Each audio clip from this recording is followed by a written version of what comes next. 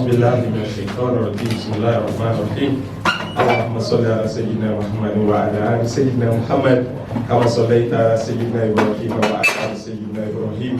في العالمين إنك حميد مجيد. Mukia Walfawa Atutu Engineer Kamaluddin on the Kia Influence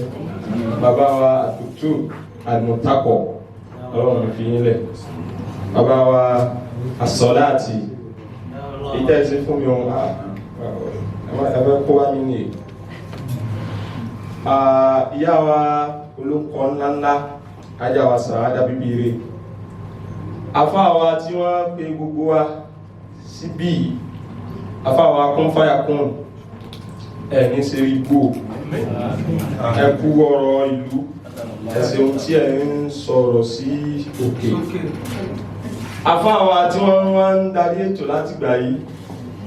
afáwa ayé tí wọ́n bí oníbàjẹ́ fún yín àkọ́kọ́ mẹ́rin ẹlákùn mú kí gbogbo jẹmọ́ ìrìnà lápapọ̀ àtàwọn tí wọ́n ń wò wá ní ilé ní gbogbo àgbáyé wọ́n ní gọ́fúmẹ́ntì odò Gàbádá àwa aráàlú adó Gàbádáyà kí wọ́n ń ṣẹlẹ̀ láàrin wa adó Gàbádáyà alẹ̀pọ̀ ní o alẹ̀pọ̀ gan ẹ̀kà jẹ́ kí n fi ọ̀rọ̀ mírun kínkínkín pépé sẹ́gbẹ̀ẹ́dógún rẹ̀ sẹ́rí gọ́ọ̀mẹ́ntì kan sí bára ló ọba tí ó seun alẹ́bí ló sọ bẹ́ẹ̀ ìyàrò alẹ́mẹ́tìkùn gọ́ọ̀mẹ́ntì tó ṣe san alẹ́dínà tẹ̀lé owó nẹ́lá làwọn tẹ́ ń ṣàdúrà fún wọ́yẹ̀ bí àwọn olè lápùn táwọn náà sì ń ṣe àdúrà fún ṣùgbọ́n ṣìráàrù hùn alladhina tubghiduna hùn àwọn tẹ́ hẹ́tì mẹ́tì rárá tó jẹ́ pé wọ́n hẹ́tì yẹn náà hẹ́tì wọn a ti lẹ̀pọ̀ a sì lè já bá bẹ́ bá dúó rẹ̀ àmọ́ bẹ́bí pa lẹ̀pọ̀ àmọ́ bùn aládùá bá dúó rẹ̀ àmọ́ bẹ́bí pé àmọ́ protest bá bá lè bùn ọlẹ́pẹ̀ tọ́lá ti gbọ́dọ̀ àwọn àfáà ní sí wípé ká protest nínú Islam ọwà tí ẹbẹ́ ìpé ẹ̀rọ ọmọ wọn dì ibi tó ti kéwú wọ́n ń pè kíní kan ní al-khuruju ala al-haq fighting against leader or a leader or the leaders ẹbá ti rí ẹ̀wí kéwú náà máa ké lé wa àti ìṣọ̀mọ̀ kéwú lọ́wọ́ ìdáfà wọ́n wọ́n ń pè kan ní al-mudaharatu silmiyya protest méjèèjì yàtọ̀ àwọn dàpọ̀ a ní problem nínú àwọn àfá yìí èyí ọ̀bẹ̀ lè ṣe pè lẹ́rù mi pé bílú Ìbàdàn náà níjọ́ kan wọ̀nyí pẹ̀lú tó wí báwa ara náà ń gbógun ti ara wa níbi à ń protest ẹ dákun ẹ bá wí pé end police brutality ẹ wí kí gbọ́n ẹ dákun end police brutality so níta àwọn bí báyìí ẹ tún wí end police brutality ẹ wí kan sí ojere end police brutality end Buhari naam jama mùsùlùmí mọ̀fọ́lọ́m̀bẹ̀yìn ẹjẹ́ ń lọ bí ayà Kùránì méjì kan lọ́tọ̀ọ̀tọ̀ káwọn tó pàápọ̀ A'udhu billahi minash shaitanir rajim káwọn yẹn lè mọ̀ bẹ́yìn lẹ́yìn bẹ́ẹ̀ sí máa ń wí ń ta tó mo ti sàúsù fabima rahmatin minallahi linta lahum walau kunta faddan ghalizal qalbi lanfaddu min hawlik ẹjẹ́ ń gbọ́mẹ̀ ó ní fabima rahmatin minallahi ní títorí wípé Ọlọ́run bá fẹ́ kẹyìn linta lahum láfi ní kọ́ sọ spẹ́dà kọ́ ọ̀rọ̀ kélérí ọ̀rọ̀ walau kunta faddan ghalizal qalbi tí ẹ̀mí rẹ̀ bá lé tí wà ní ọ̀dá lanfaddu min hawlik wọ́n protesti wọ́n túnkẹ̀ nígbọ́ra yíyé mọ́ sẹ́mọ̀ pé kanu ìtẹ́lẹ́rí nídìí tó sọ wá pọ̀ta ẹ̀spẹ́ẹ̀tì náà ni pé kọjọ́ kan rí ọ̀rọ̀ kó lera kó lè lísìn sí kí ni citizens ń wí citizens ṣe mọ́ gbá àmẹ́wàá aráàlú kí ní bẹ táa jẹ wọ́n tó so aráàlú àtijọba pọ̀ ibi tí ti wá ya kíkiri rúrin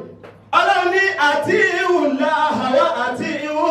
rasula wa ulil amri minkum. Allah ni ẹ tẹ̀lé Ọlọ́run, ẹ tẹ̀lé Ànábì, ẹ ṣe kitabu wa sunna lo àbí. Ó wá ní wa ulil amri minkum. Ẹ wá tẹ̀lé àwọn aláṣẹ yín. Sá lè tẹ̀lé mẹ́ta lẹ́ẹ̀kan náà.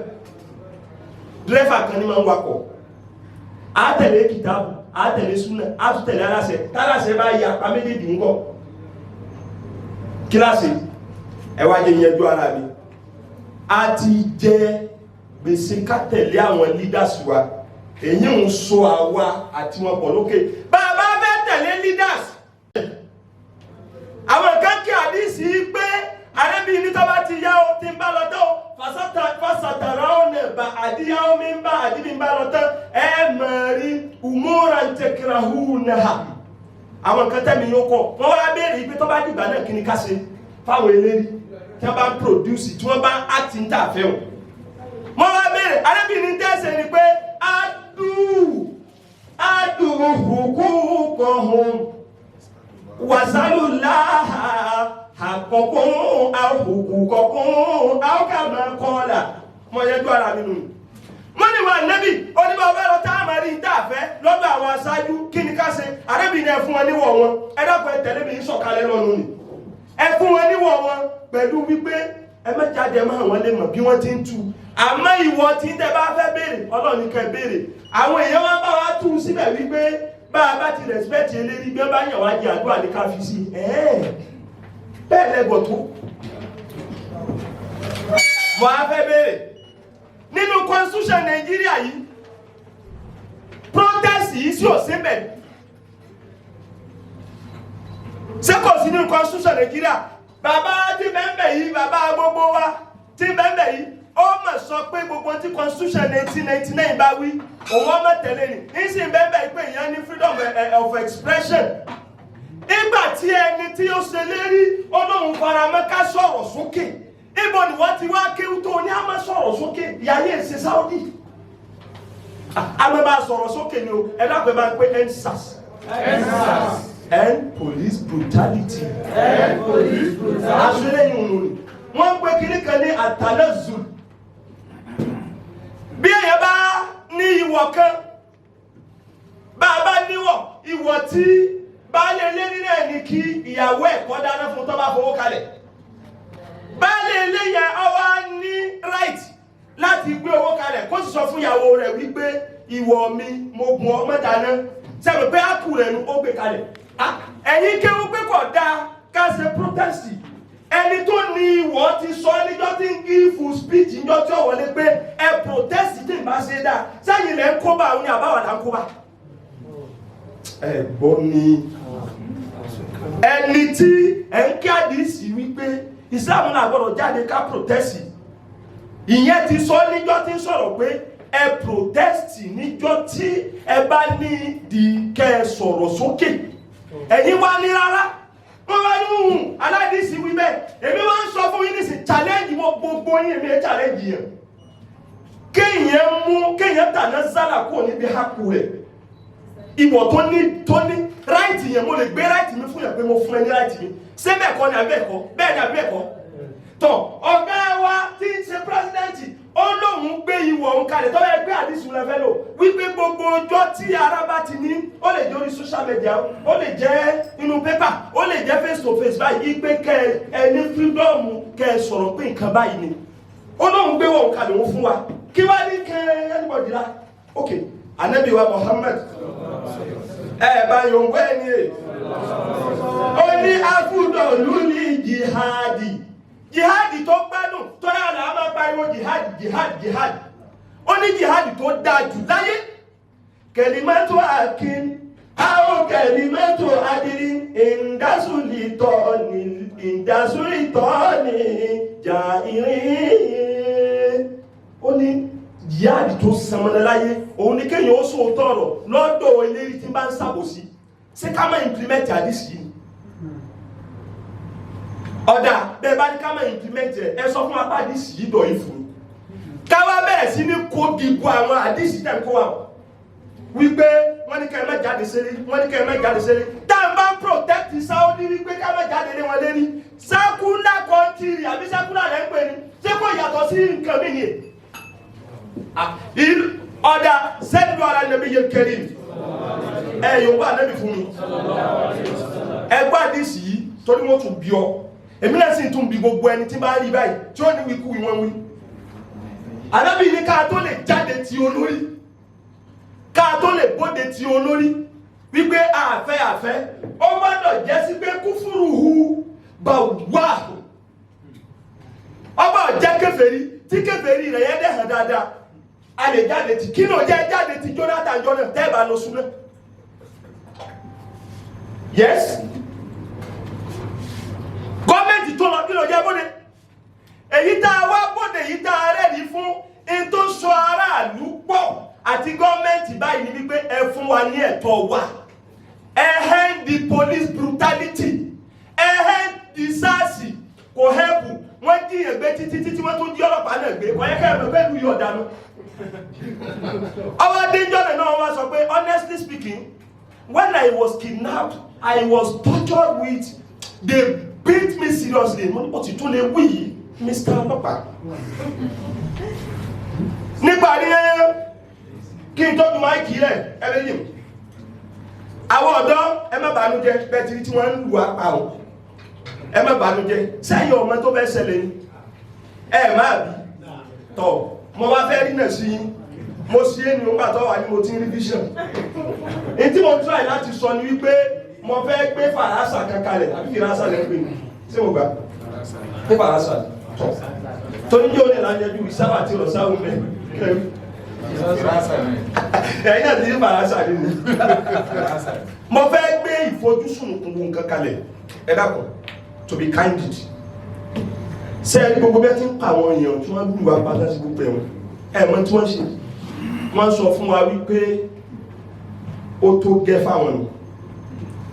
ń bẹ lọ́ndà constitution bí a lè create party àwọn ọ̀dọ́ àwọn àdàlà ń dìbò fún wọn ó tó tẹ́lẹ̀ wọn ò bá dàrú ọ̀dọ́ kéèyàn tó àrọ̀ ó tó fún ẹnìkan nínú àwọn tí wọ́n ti jẹ́ tí wọ́n jẹ́ sẹ́kù tí wọ́n tún pa wá ó dùn mí pé kìí ṣe pé mi mo dá ilé yìí lẹ̀ ìyìn bá sọ̀rọ̀ tí wọ́n mọ̀ wá mi kí torí wípé eléyìí tó ń ṣe èyí ó ṣe wá pa àwọn ìyókù wa tẹ́tù alẹ́ ẹ̀bẹ́ ṣe kíníkan 29 èyí tó bá lẹ pósítà ọlẹ̀ irọ́ ni kọ́dà bí wọ́n háwó á mọ̀ gbà á sì mẹ́kì ẹ̀ yóò sì ríìlì ní 2023 àfẹ́ni tí ò lè ṣe mọ́ ọ̀dọ́ fẹ́ gbàjọba parí ọ̀rọ̀ mi nù bàbá ajé tí wọ́n bí ṣàbàbàná ayá ìlàlì màálì